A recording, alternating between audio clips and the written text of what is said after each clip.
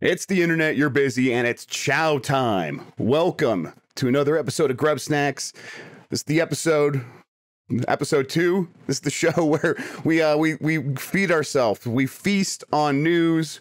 That's right. Let's bring those bowls, set them right on top of the tummies, and let's chow down. Now, let's start with the Switch thing. I think that this is this was kind of a mess, right? The Switch OLED thing, everyone thought we were going to get the 4K one. I thought we were going to get some sort of 4K upgrade. I always thought that a Switch OLED like update was also possible.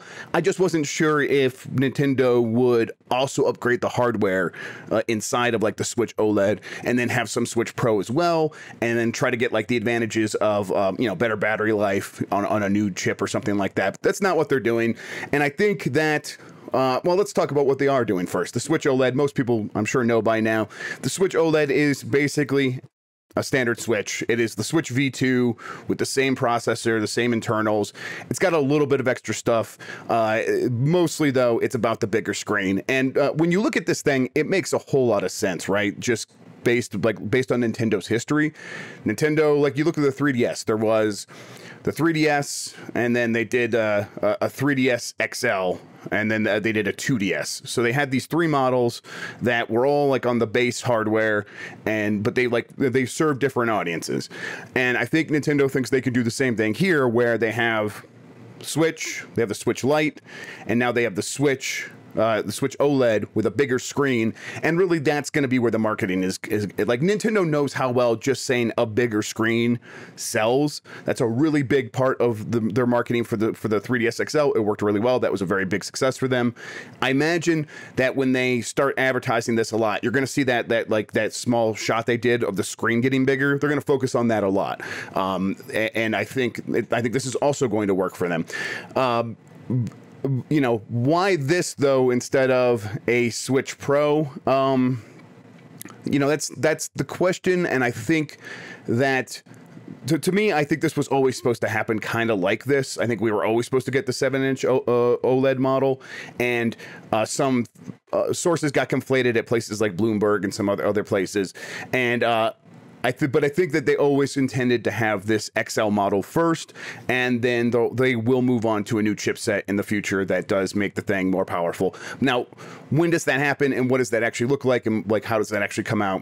We'll have to wait and see. I mean, honestly, they could call it a Switch 2 and wait like 2 years and just release it then, but it's it's still kind of like an upgrade, and maybe they're just moving to a more iterative model. I don't know, but I would suspect that we're probably still going to get something like a Switch Pro next year. That's a guess though. One of the reasons I guess that though is that lines up with what I've heard in the past, and one of the reasons I was always unsure, and this stuff felt weird because we were getting all these really good sourced reports from Bloomberg or whatever saying, hey, it's coming this year, and I never heard anything like that. I always heard 2022 for the Switch Pro model, I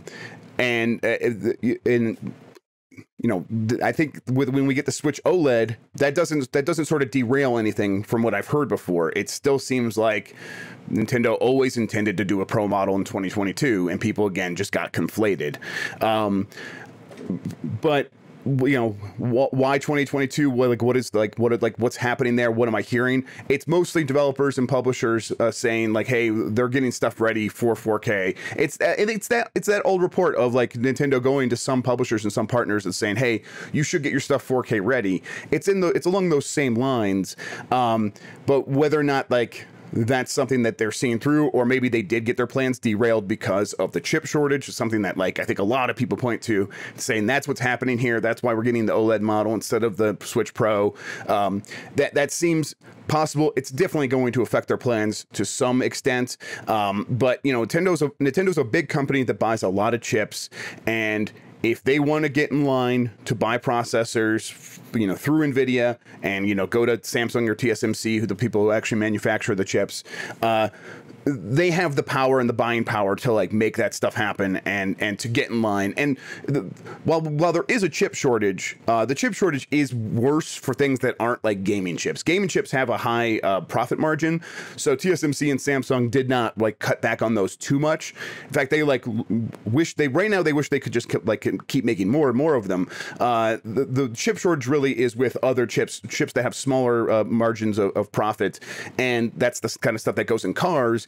But that stuff is so vitally important to the global economy that these companies sort of can't be like, well, we're going to put those at the back of the line and focus on these high profit margin gaming chips. And so it is still affecting things, but there's still a lot of capacity for gaming chips. And if Nintendo wanted to get in line, they'd be able to make it happen.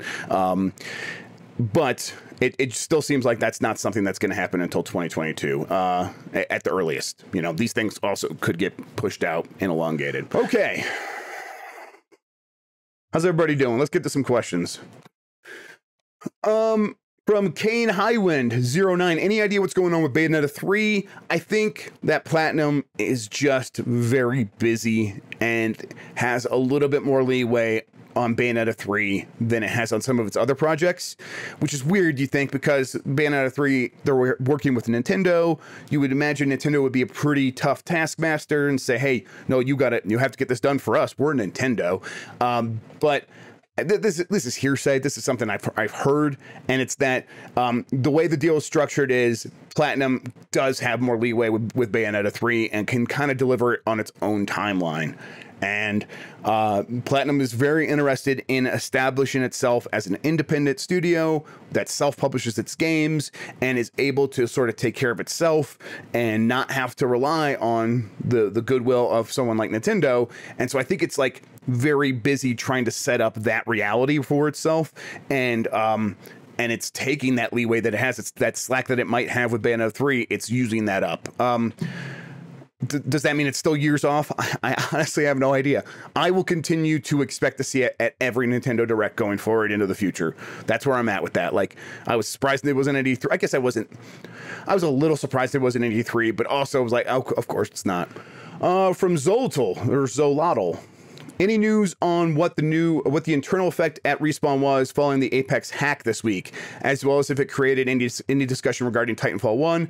I can't imagine any of it was very positive internally. It wasn't. When I talked to some people kind of familiar with what's going on at Respawn, and they're like, we already know about all this stuff. We are fully aware of the issues. All this is doing is making us have to work on July 4th. It's just making us angry. It makes us less likely to want to help you.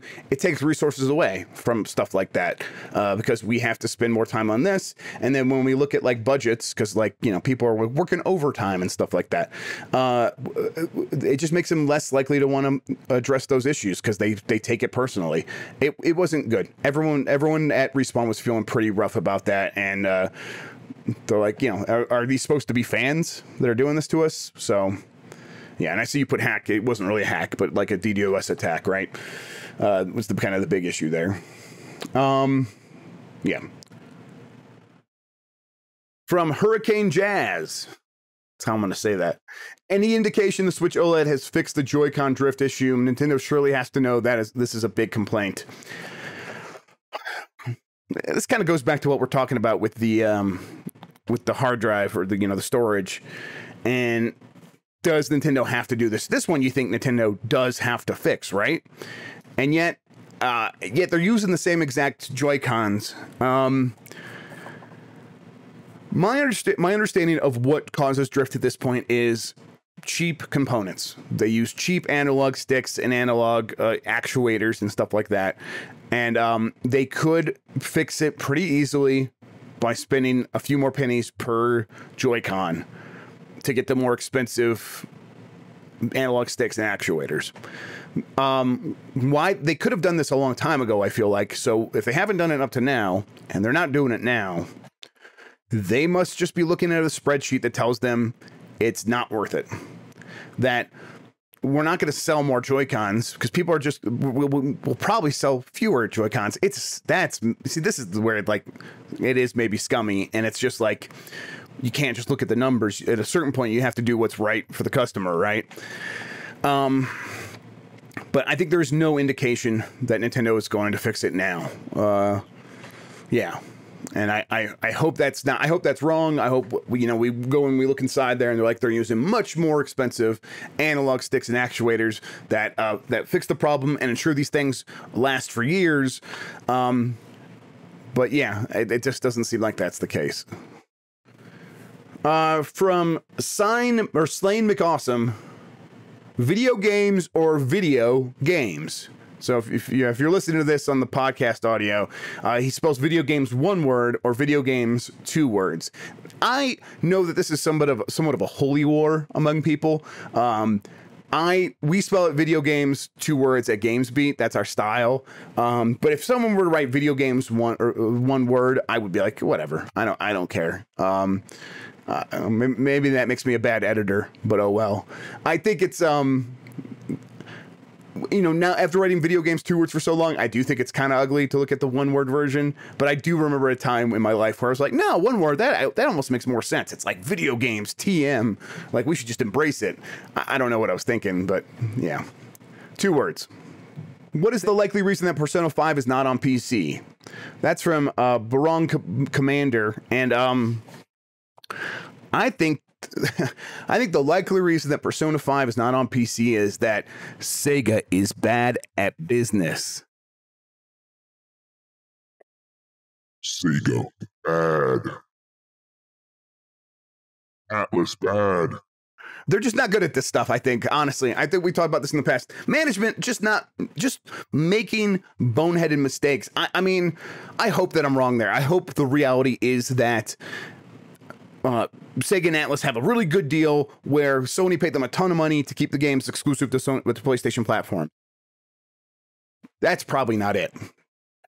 I think they're exclusive to PlayStation platforms because Sega and Atlas don't realize the demand outside of PlayStation platforms. They were surprised about how well Persona 4 Golden did on Steam. They were shocked. Were you shocked? I wasn't shocked. Not even a little bit. The hentai games sell super well on Steam. Of course Persona was going to sell well. Not that it's a hentai. I just mean, like, if those kinds of games are finding an audience, like these big mainstream games, of course they're going to find a huge audience. It sold millions. It sold better on Steam, I think, than it ever did on Vita, right? I think that's the case. I don't know for sure. Don't quote me on that. Let's get out of here. Thank you so much for watching. This was GrubbSnax. It is a show I very much enjoy doing here on Giant Bomb. If you're watching right now, you were part of. You're already a member. Thank you so much for being a member. For going to giantbomb.com/upgrade. But you know what you could always do? It's still on sale. So tell your friends to go hang out. If they're interested in news, they don't want to miss out on the stuff. If they have questions, don't be like, no, I'm not going to go ask that question for you. I don't care about that. You do it yourself. I'll answer it. They just got to come and do it themselves. Giantbomb.com/upgrade. I believe the sale is going on until Friday. Other things. I'm Jeff Grubb on Twitter. Sometimes I stream on Twitch, twitch.tv/JeffGrubb. I have my own Discord, discord.gg/GameMess, but you can find the link on my Twitter bio. Until next week, I want everybody to take care of themselves. Have a good one, and goodbye. And now I'm remembering which one of these is going to have the outro one.